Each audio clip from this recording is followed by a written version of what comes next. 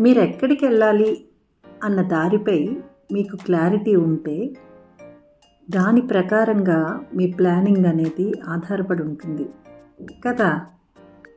మీరు ఏ ఊరు వెళ్ళాలి తెలియకుండా మీరు ప్లాన్ ఎలా చేస్తారు? మీరు హైదరాబాద్ వెళ్ళాలా, చెన్నై వెళ్ళాలా, బెంగళూరు వెళ్ళాలా, ముంబై వెళ్ళాలా, లేదా పక్క ఊరికి వెళ్ళాలా అన్నా కూడా మీరు ఎక్కడికి వెళ్ళాలి అనేది క్లారిటీతోనే మీరు ప్లాన్ చేయగలుగుతారు.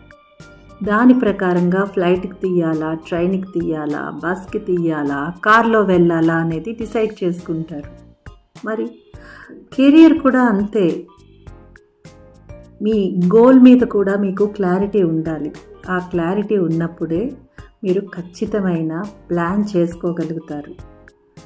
దృఢ సంకల్పం తోడైతే మీరు అనుకున్నది సాధించడానికి దానికి ప్లానింగ్ కూడా యాడ్ అయిందంటే సక్సెస్ మీ దగ్గరికి, మీరు అనుకున్న గమ్యానికి మీరు రీచ్ అయిపోతారు. అంటే మీరు అనుకున్న గోల్ మీరు సాధించారంటే సక్సెస్ మీరు సాధించినట్టే కదా. అర్థమవుతుందా?